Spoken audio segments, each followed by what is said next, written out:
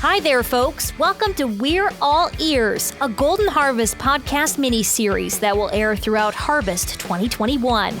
I'm Carah Hart, and I'm very excited to be your host for this mini-series. First, let me tell you a little bit about me, and then I'll fill you in on what you can expect from this podcast. I'm a Midwesterner through and through.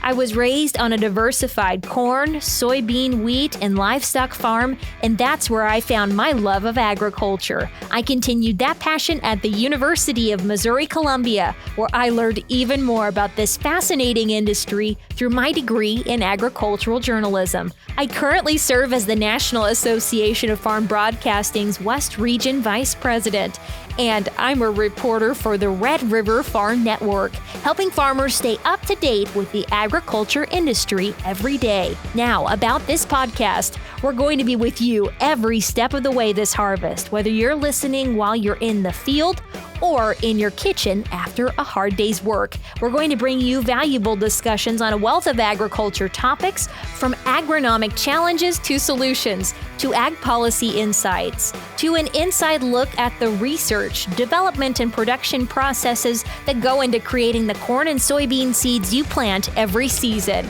This first episode is a great way to start us off, as it is a meeting of the East and West. We'll be joined by David Schlake, Golden Harvest Agronomy Manager for the West, and Steve Wilkens, Golden Harvest Agronomy Manager for the East. They'll walk us through how corn and soybean farmers in their regions overcame the many challenges of 2021, in addition to what we can expect from this coming harvest. We're glad you're here. This is We're All Ears. David and Steve, thanks for joining us. Introduce yourselves. Give us some background on who you are and what you do. We'll start with David. Yeah, great to be on the podcast here today, Carah. So I'm David Schlake, and I'm the agronomy manager for Golden Harvest West, or for our West Commercial Business Unit. So I reside in Southeast Nebraska, lifelong Nebraska native. Been with Golden Harvest a little over 15 years. And I work with our agronomists that help support our Western business unit. And so I work with the agronomy team in Northwest Iowa, Western Minnesota, and then North Dakota, South Dakota, Nebraska, Kansas, and then a little bit into Colorado and Texas. And I lead our team of agronomists that is there to help support our customers and resellers and sales reps based on that geography. Steve, tell us a little bit about you. Yeah, it's wonderful to be here as well. So a little bit about myself is I am David's counterpart. So I would have the same job as him, and I cover our central and eastern corn belt. I was been with the company now for about 10 years, and it goes by quick, but it's been a great ride the whole way through. So I grew up on a 5th generation dairy farm in eastern Wisconsin. Agriculture certainly runs in our family and runs in our blood, and there's nothing else that I would rather do. So I've got a lot of appreciation for not just the work that we do, but the growers and stuff that we work with. And it's an exciting time to be in ag. It's an exciting time to be with Syngenta and the Golden Harvest brand. We all know that Mother Nature brought a lot of extremes this season. Many areas experienced or are still experiencing drought this year, whereas others had heavy rain and almost really good growing conditions now. What kind of weather did you see in your regions, and what effects did that have on the trajectory of the 2021 corn and soybean season? Let's start in the East with Steve. Yeah, 2021. What a year, right? We look back on it, and we certainly started off dry in some areas. But then as we got into the core of the growing season, specifically in my central and eastern area, the rains came, and they came in significant amounts. So while I certainly have pockets of drought, I also have areas that had way too much water, and that really gave us challenges with fertilizer, fertility management, disease, specifically a disease such as tar spot. So we've got a good yield over here, but we need to get the crop in the bin as quick as we can, because we're going to have some challenges late season if we don't. What about the West? Yeah, we started off really pretty dry, really across the whole Western geography. And we had a lot of places that really stayed that way. And Carah, you would know that well, being up in the Dakotas there, we've definitely had places where that drought lingered on and the crops, majorly impacted from that. And there's pockets where, they did get some timely rain and they'll have some pretty good yields.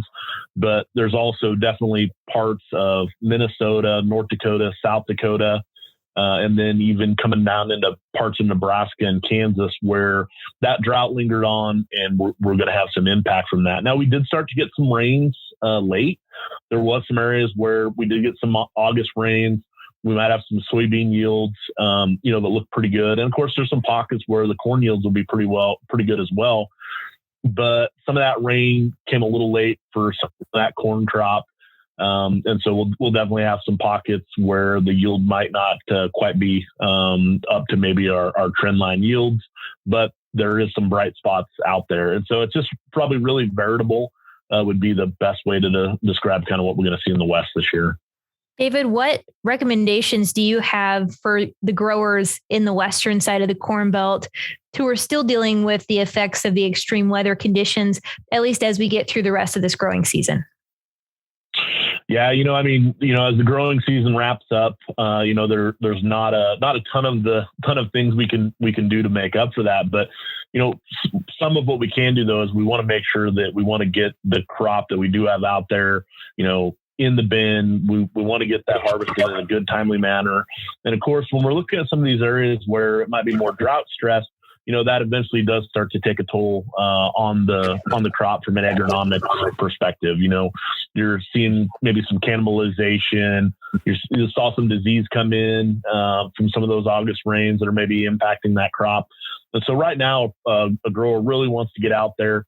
You're going to want to prioritize those fields that you want to harvest first from a stock quality standpoint, or prioritize. And we need to get this one out before maybe we have some issues. And so right now you want to make sure you prioritize and you have a good plan to your harvest. And that goes for both corn and soybeans.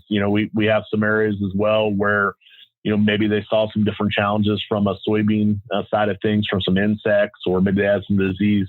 And so you want to make sure you prioritize some of those soybean fields as well. And so for both corn and soybeans right now, you want to get a good harvest priority plan in place to help maximize the crop that you do have out there. Steve, do you have anything else to add to that, especially since your area is essentially almost the opposite of what's happening in the West, or anything to add to that as growers wrap up the growing season and head into harvest? Yeah, I think to reiterate one of the points is, with us having a little bit too much moisture in some areas, I really need to drive home the point that growers have to be checking specifically their corn for late season standability. With all of the rain that we had, that brought a lot of cloud cover. And not only did we leach some nutrients out, but that cloud cover took away good quality sunlight. And that put another stress on the plants. And I don't think a lot of farmers really realize that. We saw this happen a couple of years ago, and that further hampers our stalk strength. And that's just another reason why I think growers are going to be a bit surprised when they go in their fields and they're probably not going to have the standability that they expect they're going to have. And I see that all across the territory that I cover, from Missouri all the way over to Ohio. And then with that added moisture, we have a lot of disease pressure, and that inoculum is going to be there for next year. So if a grower is contemplating a corn on corn type of situation for 2022, he needs to start to think about, how am I going to manage? In a lot of my area, it would be a southern rust. It would be tar spot. We saw a huge amount of northern corn leaf blight. So there's an opportunity here to get back into the fields and to really understand your disease pressure and how that's going to affect the management practices that you're going to have to implement for 2022, specifically in those corn on corn acres that growers want to look at doing. What are some solutions that you recommend as they get ready for 2022? Steve, I know you said they need to be thinking about it, but get a little bit more specific there. What kind of practices, what things can they be looking at to have a better crop for next year? With the extremes that we've seen in weather, we're seeing a bunch more flash weather events, flash drought, flash heat, flash large amounts of rain. The growers that we work with that are getting back to a 50-50 rotation are really helping set themselves up and de-risk their operations. So with the amount of pressure we're seeing on diseases and insects in both crops, I'm really asking growers to consider, what does a 50-50 corn soybean rotation look like? Because we have some growers that, believe it or not, plant more beans than corn. We have a lot of growers that plant more corn than beans, but to even that out, kind of spread your risk and not be too leveraged on one side or the other, I think is something growers really have to look at. So I'm always starting with rotation. And if I can get a guy to do that, that's a good place to be.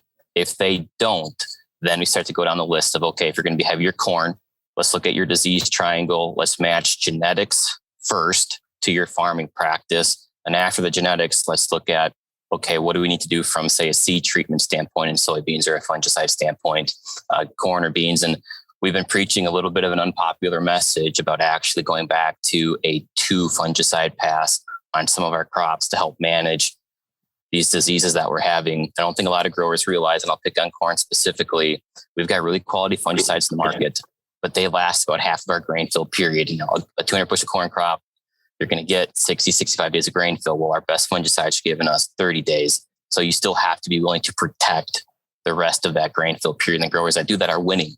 The ones that aren't are certainly leaving opportunity on the table. And David, I know being in the western part of the Corn Belt with you, I know there's a lot of growers in our area that are really thinking about even crop rotation for next year. What if it keeps being dry? I think that's really the big question on the other side, right? Oh yeah, for sure. I mean, you know, and then we might even have some areas where a person might feel like, hey, I'm in my second year where, you know, it's been dry. Of course, it wasn't that long ago in the Dakotas. You know, we had excess rain for 2 years in a row, and then it really switched here this year. And so, yeah, when you think about, you know, how do I manage to extreme weather conditions, or to Steve's points where he's talking about, you know, we have all these flash events where, you know, extreme weather pops up. You know, how do you manage for that? I mean, it's definitely challenging, Carah. And so, you know, I like to, I guess, always recommend, you know, start out with a good plan, be thinking about your rotation, you know, what your total cropping plan is and how that best fits your operation. But the biggest thing is, because a lot of growers are going to be tied to, you know, that corn soybean rotation, or maybe you have some small grains intermixed in there, or in a lot of the West, maybe you have to have a pretty heavy corn on corn rotation due to livestock. And so when I think about those extreme weather events, you know, you want to control what you can control. And so, you know, make sure you know, stick to a good plan as far as, you know, what are my operations going to be for fertility and crop protection, and make sure you have a good plan in place, have everything well thought out. But then when you're sitting down to make your seed purchase decision for that next year, you know, focus on hybrids that have really good yield stability. And, you know, you might have products where they win the plot one year and then they don't win the plot the next year. And, you know, that's not the type of products that maybe you necessarily want when you look at all these extreme weather conditions. And so, you know, having a good plan in place and making sure you're working with a good trusted seed partner to help guide you through products with good yield stability that can handle the years when it rains too much or it rains too little. And I always feel like we do a good job bringing that, but it really starts with a good plan and having a good trusted advisor to help, you know, guide you through that plan. David, looking back at the growing season, when I think of the western side of the Corn Belt, at least up here in the Dakotas and Minnesota, I didn't hear about much disease. What really stuck out to you? Have you heard about disease in corn and soybeans in other areas in other states? And what did you hear most about this growing season? Yeah, you know, we had a fairly, you know, light disease year, I guess, overall, when you think about the whole geography. But there's no doubt we had, you know, some pockets pop up. Probably the big one that we're seeing into Minnesota and, you know, down into Iowa, and then even coming in Nebraska this year, was white mold on soybeans. We saw definitely increased white mold pressure. You know, really, it probably expanded out of maybe some of the areas that you traditionally think of white mold affecting soybeans. And so we saw that disease kind of, you know, area of impact grow quite larger. And so white mold on soybeans is definitely one that's top of mind right now. Of course, we continue to see sudden deaths expand in soybeans as well. It seems like it's pushing north and west into areas that we traditionally didn't see sudden death in. And so those would be two big ones where we kind of see the areas expanding. On the corn side of things, really, for the most part, it was a fairly minimal disease year. We definitely have some diseases out there, and we definitely have pockets that are more impacted than others. We did see some northern corn leaf blight come down maybe a little bit farther south than we normally do. Probably a pretty average year on gray leaf spot. We did see southern rust come up this year, but not an extreme amount. And of course, we've seen some of that tar spot that, is pretty popular conversation in the East. We saw that push a little bit farther west this year as well. And so I guess it's kind of a wide range of diseases. And the biggest thing would be, be out there monitoring, evaluating and understanding what kind of disease pressure you have in your fields, because maybe some of our traditional diseases are expanding a little bit, and you don't want to be caught off guard when maybe that expansion gets a little bigger than you think, and then you're kind of surprised by it. And so, really be diligent to understand maybe what your local disease spectrum is and what a person's seeing locally.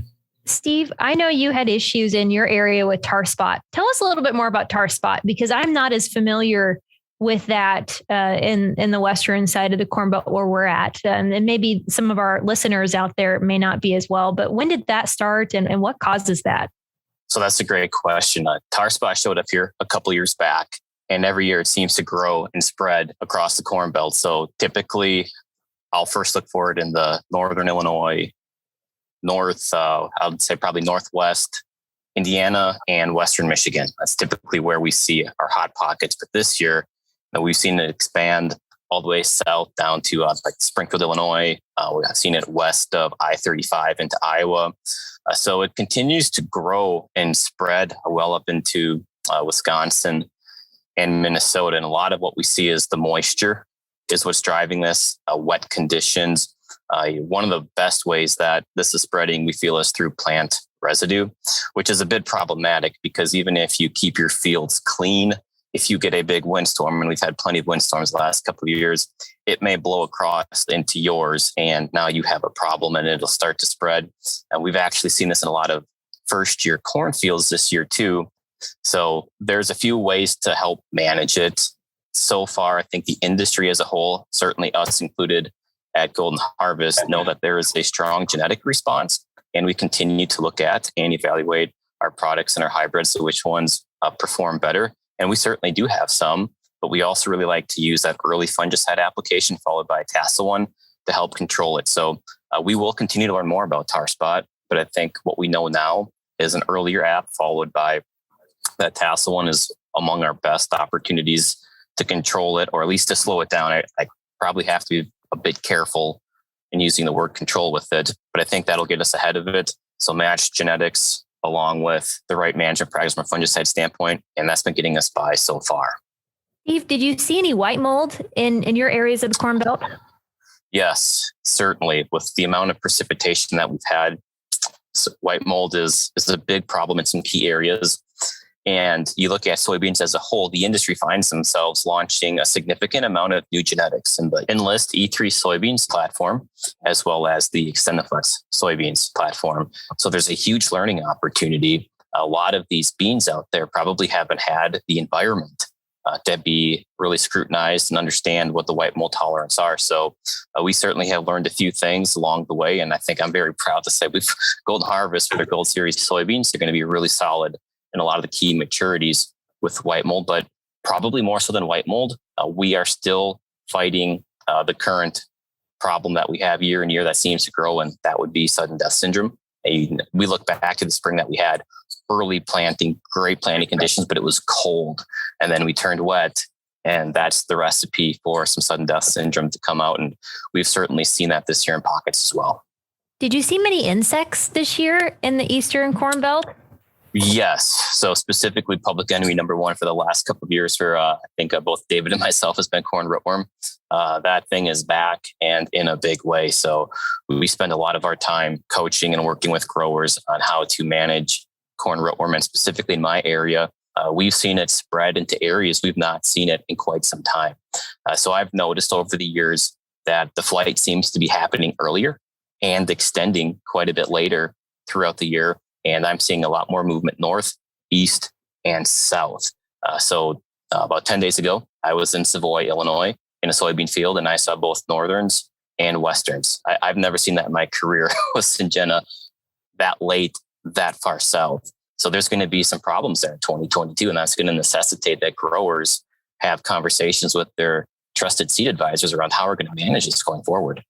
We certainly see CRW as probably the biggest challenge and the biggest need for coaching from any type of insect type platform that I'm going to be talking with growers on over winter and watching for 2022. When I think of the Western Corn Belt, David, I think of the dry conditions, and there were a lot of insects I know out west this year. Yeah, I mean, to Steve's point, obviously corn, rootworm, I mean, it really is the number one insect challenge that we face.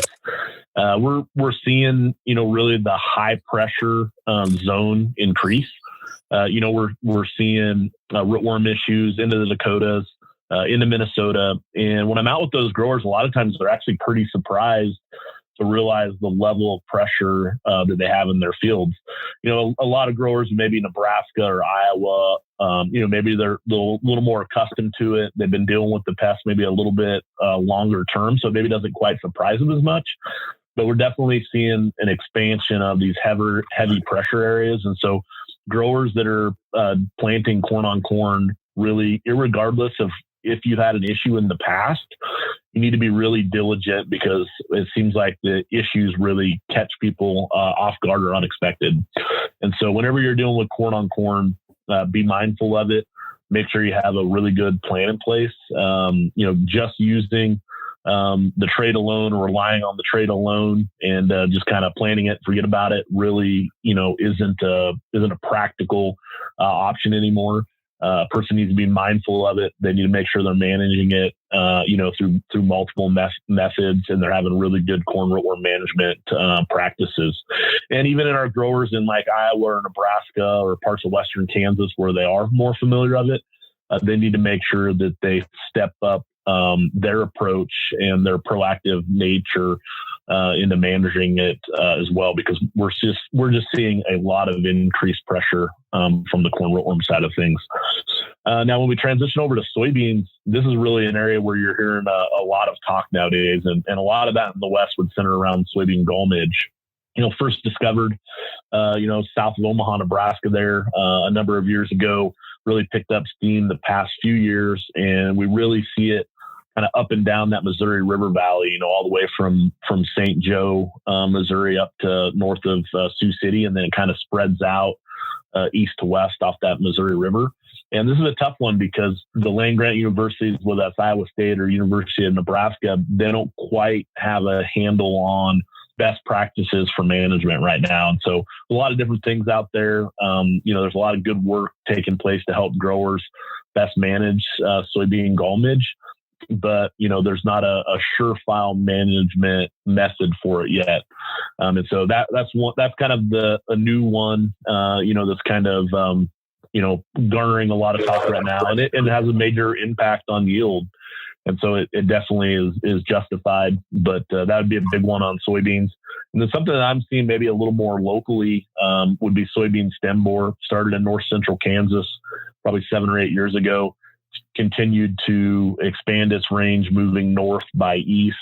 And I'm seeing soybean stem borer all the way up into halfway into Nebraska.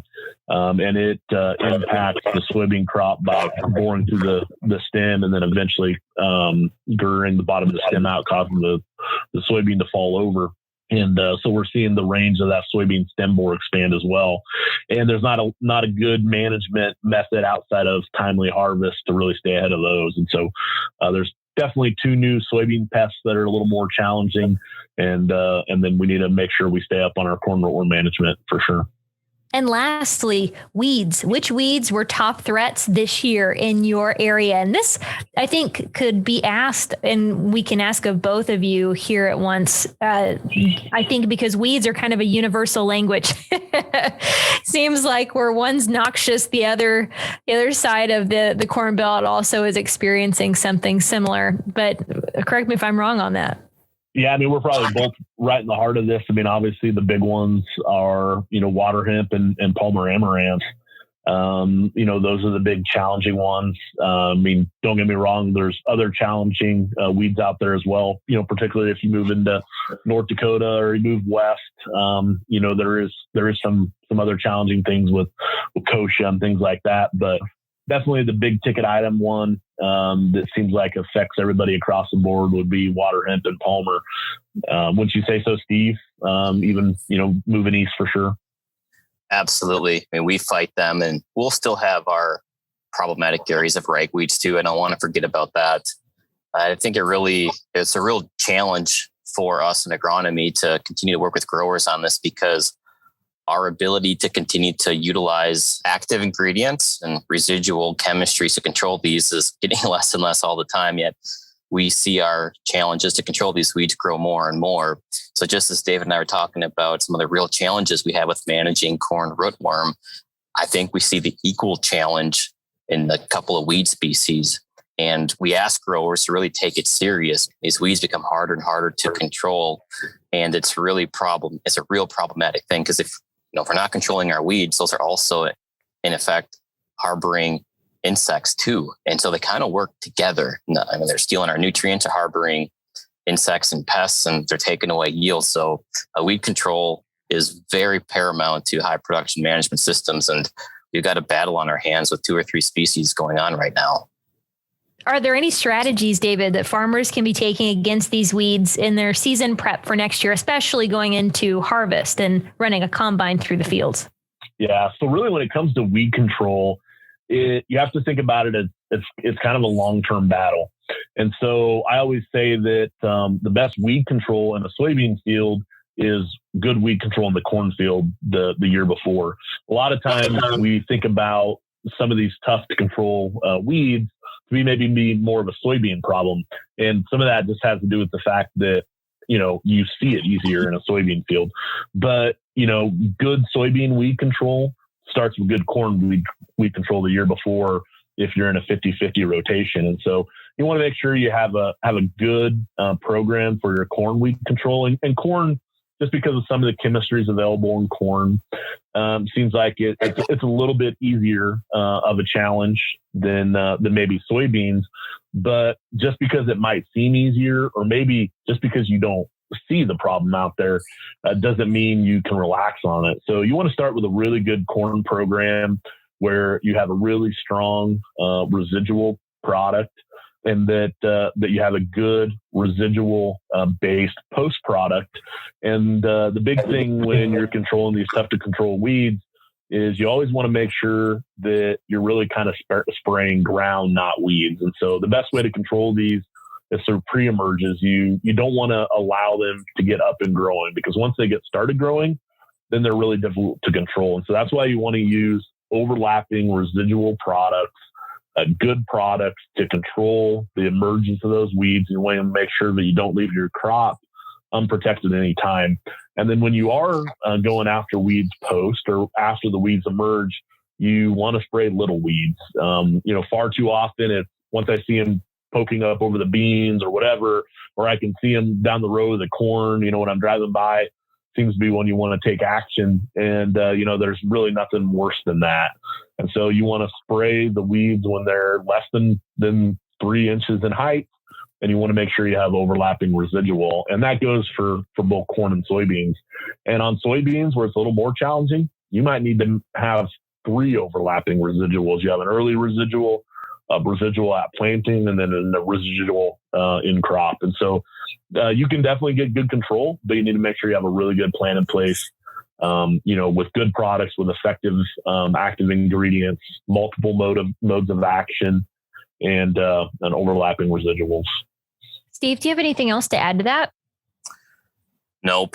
As David said, if you're spraying weeds, you've kind of already lost the battle a little bit. The way some of these grow, as aggressive as they are, read your labels, understand your chemistries, and be on your 25, 28, 30, whatever day schedule it is. Make sure you're getting your residuals down. The easiest weed to control is the one that you never see. That's a really great tip. Thank you both for sharing that.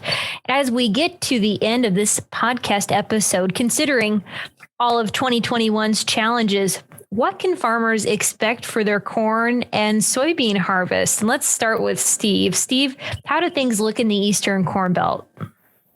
Yeah, so as we sit here today, Carah, we actually have a fair amount of harvest going on in my southern to central areas, and the yields so far have been very good. And we would have expected that given there was a lot of fungicide used. We are well ahead on heat units. We had overall a good growing season, and yields are coming through very strong. But as we alluded to earlier, we have a large amount of concern across my entire area, irregardless of company, brand, or product, of stock quality and integrity. So we're encouraging farmers to go out and to get the crop and get it early. We certainly understand that the cost to dry the crop might be a little bit more this year, given what LP and the cost of that is. But I feel a lot of our growers have very good yields, and we want them to realize that and to go out and to get that crop harvested as soon as possible. And our fear is if they don't, the later into the season you get, the more standability issues that a farmer is going to likely have as they try to harvest their crop. So we feel pretty good, optimistic. Certainly we're going to have people and farms that have record yield performance, and we're very happy about that. We're very pleased with how our products are performing, but time is of the essence, and we want to get this crop in the bin ASAP. David, do you have anything to add on the crop in the Western Corn Belt? I know that the big buzz this year has been, will the awesome crop in the East offset some of the challenges in the West? Is it as challenging as some thought it would be to get this corn and soybean crop in the West? Yeah, I mean, so far, we have pretty good weather coming into harvest. Unfortunately, one of the benefits of having a drought is that our corn's drying down a little bit earlier, and so we'll probably see corn harvest maybe start a little bit sooner, or soybean harvest start a little bit sooner in some areas. And obviously, we have good field conditions to go out there and harvest right now. And so we are seeing corn harvest start, across Nebraska, Kansas, seeing soybean harvest start in those same geographies. And, right now it's looking like we'll have some pretty good weather to it. For the most part, the crop is, holding together pretty well, but we have had some wind damage, particularly South Dakota into Minnesota, had some wind events. Saw some smaller events in Nebraska and Iowa. And so we definitely have some pockets where they're challenged from, some of those wind events, physically impacting the crop. But right now we're looking like we have some pretty good weather coming into harvest. And so it'll just come down to prioritizing those fields that you want to harvest early, and making sure you maybe harvest those before fields where you think, hey, this one can stand a little bit longer. David, Steve, thank you so much for joining us today. It's been such a pleasure to get to chat with you. Yeah, thanks for having us on. Thank you very much. Enjoyed our time here this afternoon.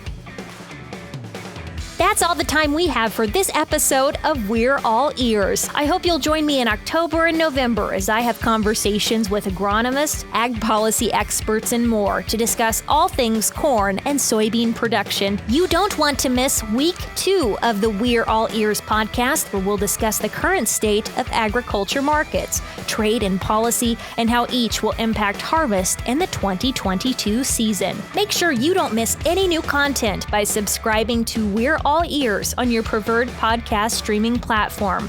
We're on Apple Podcasts, Google Podcasts, and Spotify. And remember, just like you're listening, we're listening too. So if you want to be part of the conversation, interact with us at Golden Harvest on Facebook and Twitter, or Golden Harvest Seeds on Instagram. Let us know what you think so far. Thanks for joining us in this very first episode of We're All Ears. We'll catch you again next week. Important. Always read and follow label and bag tag instructions. Enlist E03 soybean technology is jointly developed with Dow AgroSciences LLC and MS Technologies LLC. Enlist E03 is a trademark of Dow AgroSciences LLC.